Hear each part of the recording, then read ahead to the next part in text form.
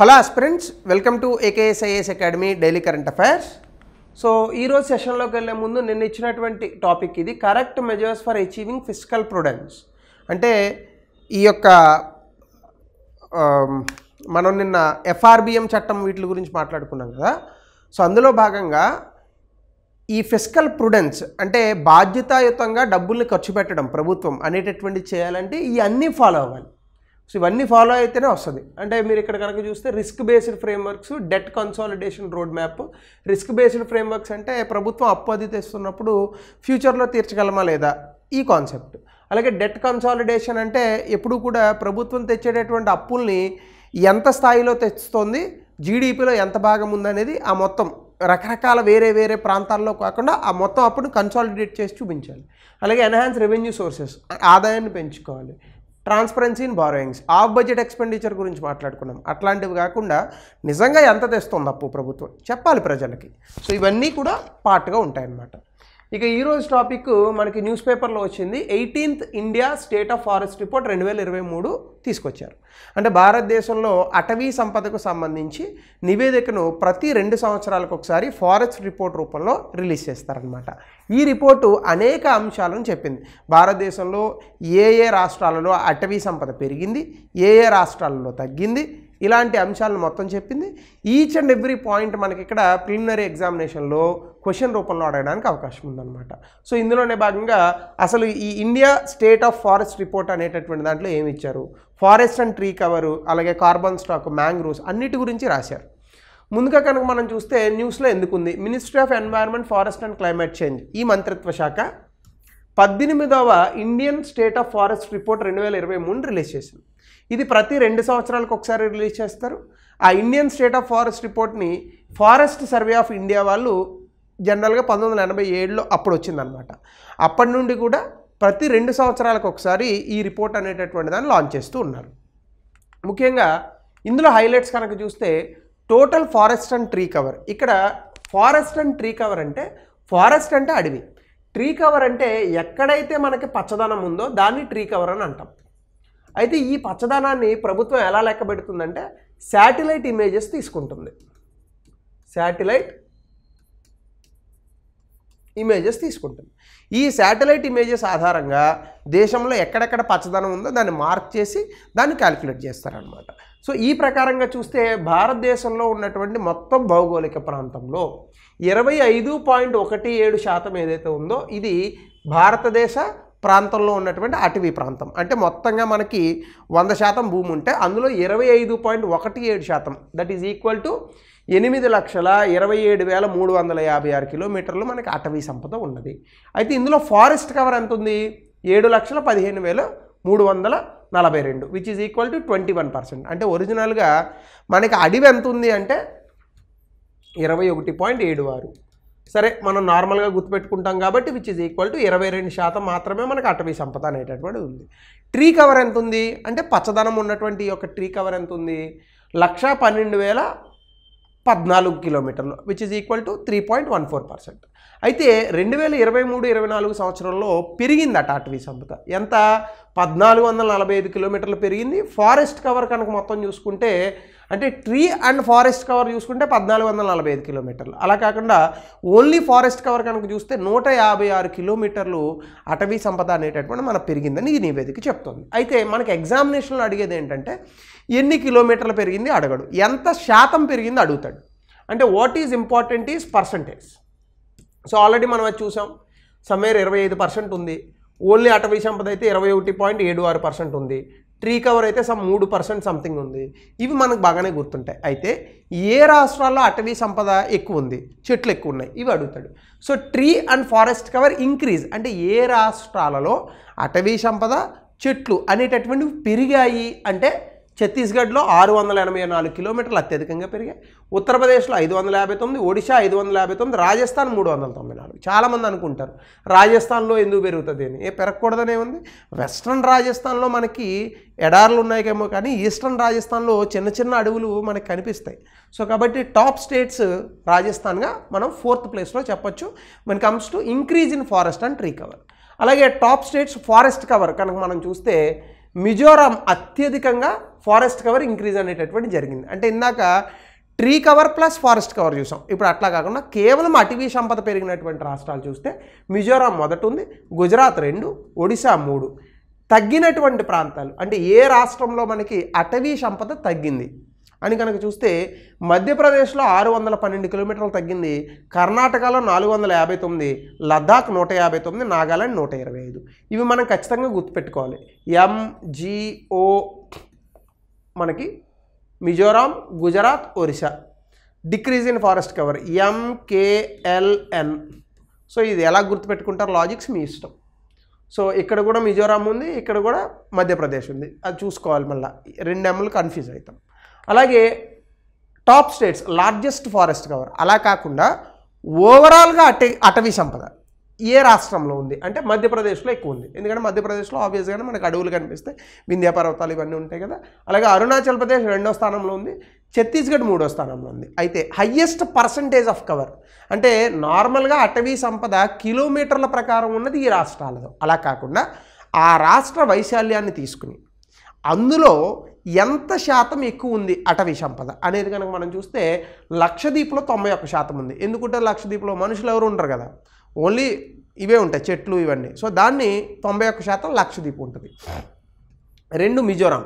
North ఈస్ట్లో సాధారణంగానే మనకి కొండ ప్రాంతాలు ఇవి ఉండడము, జనాభా తక్కువ ఉండడం కారణంగా మిజోరాంలో కూడా మనకు అద్భుతమైనటువంటి అటవీ సంపద ఉంది. 3 అండమాన్ నికోబార్ ఐలాండ్స్. అంటే మనం కరెక్ట్గా చెప్పాలంటే మనం జనరల్గా చెప్తాం కదా, జనరల్ స్టేట్స్ అని అంటాం, లేదా మెయిన్ ల్యాండ్ స్టేట్స్ అని అంటాం. మళ్ళీ మెయిన్ ల్యాండ్ అంటే నార్త్ ఈస్ట్ వాళ్ళకి కోపం వస్తుంది, నార్త్ ఈస్ట్ మెయిన్ ల్యాండ్ కాదా అని.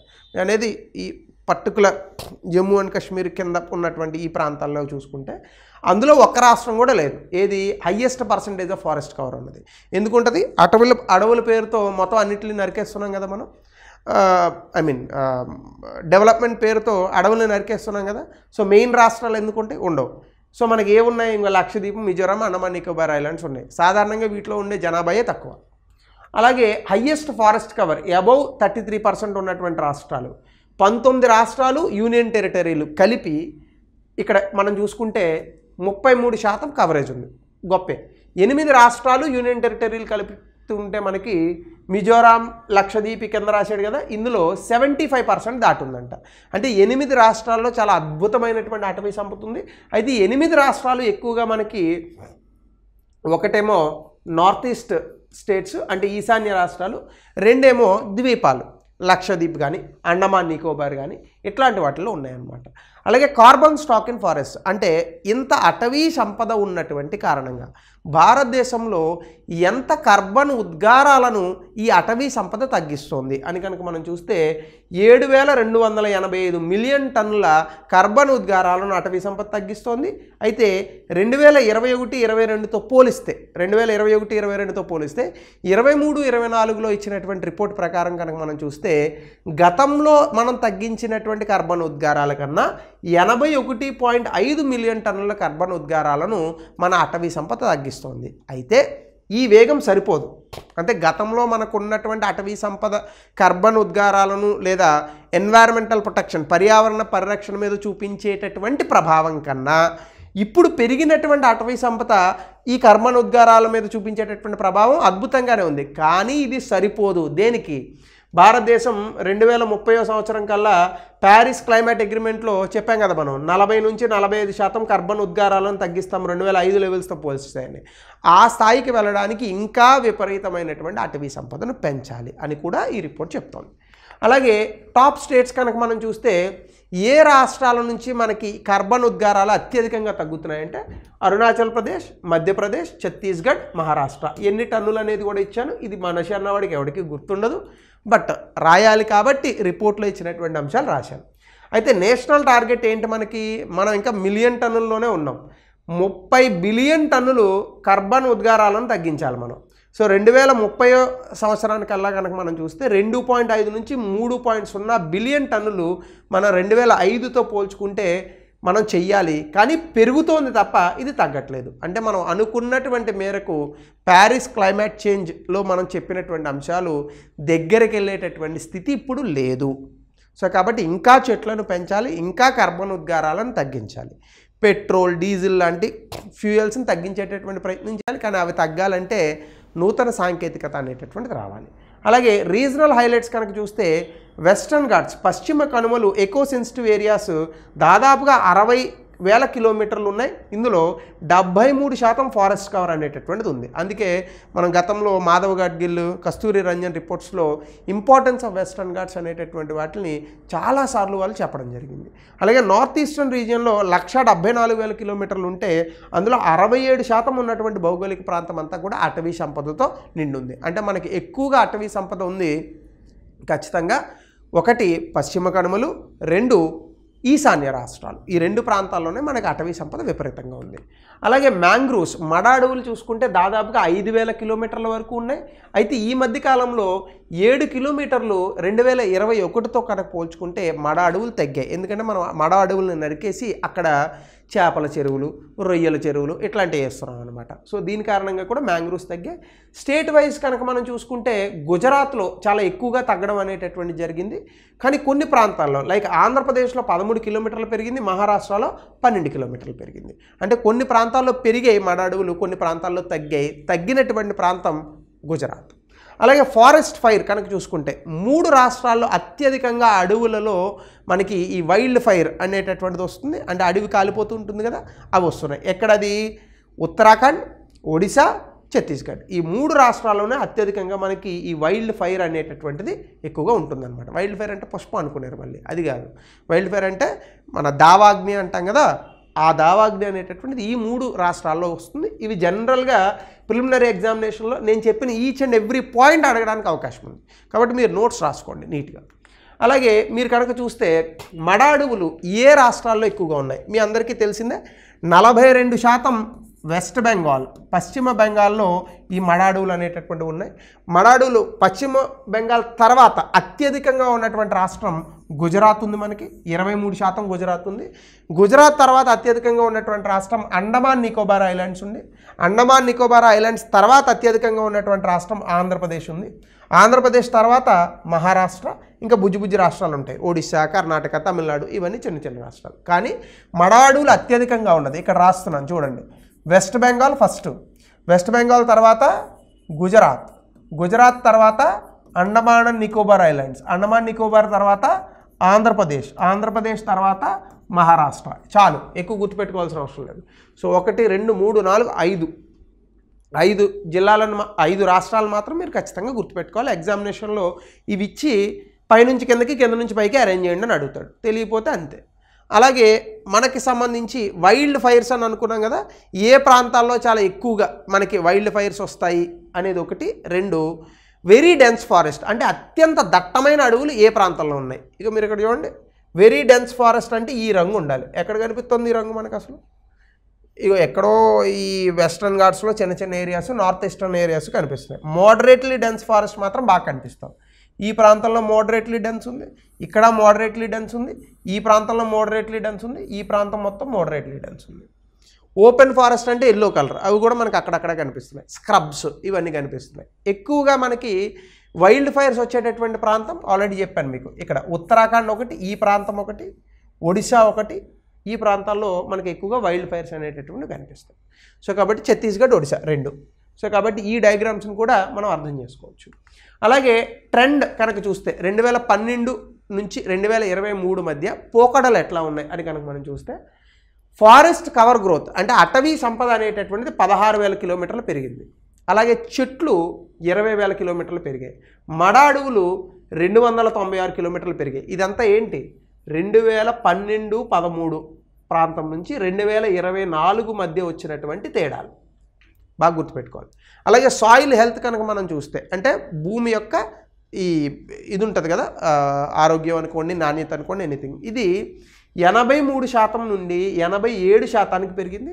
సో దీని కారణంగా రానున్నటువంటి రోజుల్లో సాయిల్ హెల్త్ని ఇంకా బెటర్ చేయగలమనే నమ్మకం పెరుగుతుంది. అలాగే హ్యూమస్ లెవెల్ అంటే ఆర్గానిక్ మ్యాటర్ అంతా సాయిల్లో ఉండిపోతే దాన్ని హ్యూమస్ అని అంటాం. అది సాయిల్ ఫర్టిలిటీని సూచిస్తుంది. ఆ రకంగా మనకి ఇప్పుడు సాయిల్ ఫర్టిలిటీ అండ్ హెల్త్ కూడా ఇంప్రూవ్ అయ్యాయని ఈ రిపోర్ట్ చెప్తోంది.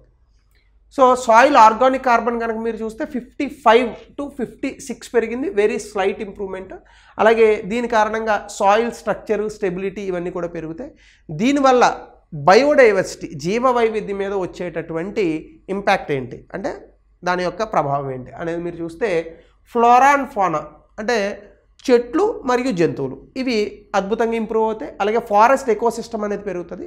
మనకి బయోటిక్ అబయోటిక్ ఫ్యాక్టర్స్ అని ఉంటాయి. బయోటిక్ ఫ్యాక్టర్స్ అంటే గ్రేజింగ్ అంటే జంతువులు తింటుంటాయి కదా ఆహారం, అది browsing, fire, pollarding, illicit felling, lopping ఇవన్నీ కూడా బయోటిక్ ఫ్యాక్టర్స్. అబయోటిక్ ఫ్యాక్టర్స్ అంటే ఎన్వైర్న్మెంట్లో వచ్చేవి గాలి అట్లాంటివన్నీ కూడా. సో కాబట్టి ఇవన్నీ కూడా మనం గమనించాల్సినటువంటి అంశం ఉంది. ప్రతి స్లైడ్లోంచి మీకు ప్రిలిమినరీ ఎగ్జామినేషన్లో క్వశ్చన్ వస్తుంది. ఉదాహరణకి ఇందాక చెప్పాను చూడండి, 2013 నుంచి 2024 మధ్య ఫారెస్ట్ కవర్ ఎంత పెరిగింది, నెంబర్ అడగకపోవచ్చు, పర్సంటేజ్లో చూసుకుంటే మళ్ళీ మనం పర్సంటేజ్ కట్టుకోవాలి. ఫారెస్ట్ రిపోర్ట్లో అయితే పర్సంటేజ్ ఇచ్చాడు, ఇక్కడ మరీ ఎక్కువగా చూపిస్తే మీరు ఇబ్బంది పడతారేమో నేను నార్మల్గా ఇచ్చాను. అదే మీరు చూడండి, ఇగో ఇది అసెండింగ్ డిసెండింగ్ ఆర్డర్ అడగచ్చు. సో ఇట్లాంటివే అడుగుతాడు జనరల్గా. సో కాబట్టి ఇవన్నీ మీరు చాలా జాగ్రత్తగా ఎగ్జామినేషన్లో పెట్టాలి. అలాగే 2019లో గతంలో ఇచ్చినటువంటి question, in terms of percentage of forest cover which one is the correct ascending order, అంటే అసెండింగ్ అంటే తక్కువ నుంచి ఎక్కువకి. సో ఇందాక చెప్పినటువంటి దాన్ని ఆధారంగా తీసుకొని ఆన్సర్ పెట్టండి. ఇది గతంలో 2019లో ఇచ్చినటువంటి ప్రశ్న. అప్పుడు ఒక ఫారెస్ట్ రిపోర్ట్ వచ్చింది, ఇప్పుడు ఒక ఫారెస్ట్ రిపోర్ట్ వచ్చింది, మారుతూ ఉంటాయి స్టేట్స్. అలాగే భారతదేశంలో అటవీ వనరుల స్థితిని మరియు వాతావరణ మార్పులపై దాని ఫలితాన్ని పరిశీలించండి, 200 పదాల్లో రాయండి. That helps your answer writing. So ఇది India state forest report 18th edition of the రిపోర్ట్కి సంబంధించినటువంటి అంశాలు. సో మరొక కొత్త టాపిక్తో again will meet in the next session.